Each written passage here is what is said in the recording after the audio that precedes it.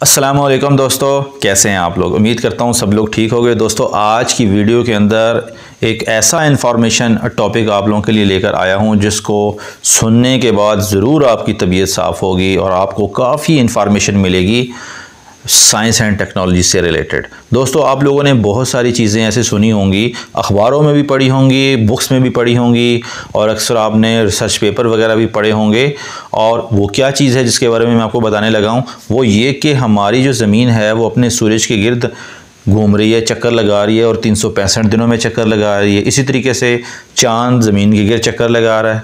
इसी तरीके से हमारी जो गैलेक्सी है मिल्की वे, वो भी एक ख़ास डायरेक्शन के अंदर चक्कर लगा रही है, ख्वाह वो काउंटर क्लॉकवाइज हो या क्लॉकवाइज हो। इसी तरीके से हमारी मिल्की वे गैलेक्सी के साथ साथ कुछ दूसरी गैलेक्सीज भी हैं, वो भी जो है वो चक्कर लगा रही हैं एक मखसूस डायरेक्शन के अंदर। तो ये जितने भी सेलेस्टियल ऑब्जेक्ट्स हैं ये अपने मखसूस मदार में क्यों चक्कर लगा रहे हैं, इसके पीछे बुनियादी वजह क्या है। क्या ये शुरू से ही चक्कर लगाते आ रहे हैं या ये कुछ साल पहले इसका चक्कर स्टार्ट हुआ। तो इन सब सवालों के जवाब मैं आपको इस वीडियो के अंदर देने लगा हूँ। दोस्तों, जैसे कि आप लोगों को मालूम है कि शुरू के अंदर जब कायनात वजूद में आई तो उस वक़्त जो एंगुलर मोमेंटम ऑफ एनर्जिया था इन तमाम सेलेस्टियल ऑब्जेक्ट्स का, वो तकरीबन सिफर था। इसका मतलब ये है कि सारी चीज़ें स्टार्ट में यानी कायनात बनने के साथ ही सागन हालत के अंदर मौजूद थी। लेकिन फिर ऐसा क्या हुआ कि जितने भी सेलेस्टियल ऑब्जेक्ट्स हैं ये सब जो है वो एक ख़ास मदार के अंदर गर्दिश करने शुरू हो गए। ये एक पज़ल है जिसका मैं आपको आंसर करने लगा हूँ। दोस्तों, आज से तकरीबन 4 से 4.5 बिलियन साल पहले जो साइंसदान कहते हैं कि बिग बैंग वाक़या हुआ था। बिग बैंग एक बुनियादी तौर पर एक धमाका था जिसके अंदर मुख्तलिफ मैटर्स टूट के बिखर गईं और उसके नतीजे के अंदर मुख्तलिफ प्लैनेट्स, गैलेक्सी, स्टार्स और चांद वगैरह वजूद में आए। इन्हीं बिग बैंग के दौरान हम लोगों का जो सोलर सिस्टम है, जो कि मिल्की वे गैलेक्सीज के अंदर वाक़या है, वो भी वजूद में आया। और इसी वजूद में आने के दौरान हर तरफ हीलियम और हाइड्रोजन गैसेस के बड़े बड़े बादल थे। क्या थे? बड़े बड़े बादल थे। और ये जितने भी हीलियम और हाइड्रोजन गैस के जो क्लाउड्स थे या बादल थे, इनकी वजह से जो डेंसिटी है या कसाफत है इन प्लैनेट्स की, इन पत्थरों की, इन ये जितने भी सेलेस्टियल ऑब्जेक्ट्स हैं, इनकी जो कसाफत है वो बढ़नी शुरू हो गई। इस कसाफत के बढ़ने की वजह से जो ग्रेविटी है वो इन प्लैनेट्स की, इन स्टार की, वो धीरे धीरे आहिस्ता आहिस्ता बढ़ने शुरू हो गई। जब ये बढ़ने शुरू हो गई तो इसी ग्रेविटी के बढ़ने के साथ ही ये आहिस्ता आहिस्ता इन्होंने हरकत स्टार्ट करने शुरू कर दी। इसी तरह ये जो स्टार्स, प्लैनेट और या गैलेक्सी, इन्होंने स्पिनिंग स्टार्ट कर दी अपने ख़ास डायरेक्शन में। और वो जो ख़ास डायरेक्शन थी वो थी काउंटर क्लॉकवाइज।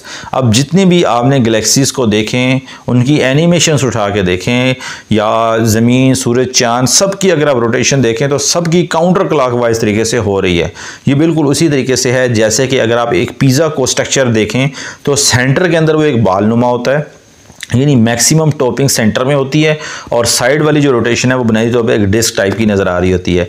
तो सेम फिनोमेना इसी तरीके से होता है रोटेशन का कि ज़्यादा मैक्सिमम आपको जो रोटेशन है वो सेंटर में नज़र आ रही होती है और एंड पे आपको बाउंड्री वाल नज़र आ रही होती है। तो दोस्तों, ये जब सारे सेलेस्टियल ऑब्जेक्ट्स घूमने लग गए और इस घूमने के नतीजे के अंदर आपस में इनकी कोलिजन स्टार्ट हो गई, और जब ये कोलिजन स्टार्ट हो गई तो इसी नतीजे के अंदर जो एंगुलर मोमेंटम है वो इनका मेंटेन होने शुरू हो गया, यानी कायम होने शुरू हो गया। तो दोस्तों, इसी वजह से जितने भी ये अजसाम हैं ये सारे ख़ास तरीक़ेकार के तहत स्पिन करने शुरू हो गए, यानी काउंटर क्लॉकवाइज तरीके से स्पिनिंग इनकी स्टार्ट हो गई। दोस्तों, हाँ, अलबत्ता कुछ सियारे, कुछ सितारे ऐसे हैं जिनकी डायरेक्शन जो है वो उलट सिमत में है, यानी क्लॉकवाइज सिमत में भी है। और वो सितारे हैं वीनस और यूरेनस। दो ऐसे सितारे हैं जो बेसिकली बुनियादी तौर पर क्लॉकवाइज डायरेक्शन के अंदर घूमते हैं, यानी इस तरीके से घूमते हैं। और बाकी जितने भी सियारे हैं या गैलेक्सीज हैं वो उलट सिमत में घूमते हैं, यानी काउंटर क्लॉकवाइज घूमते हैं। दोस्तों, इसके पीछे बुनियादी वजह यह है कि ये जो यूरेनस और वीनस जो प्लैनेट है ये बुनियादी तौर पर अप डाउन होता रहता है। इसी अप डाउन होने के दौरान ये अपनी जो डायरेक्शन है घूमने की वो काउंटर क्लॉकवाइज से क्लॉकवाइज कर लेता है।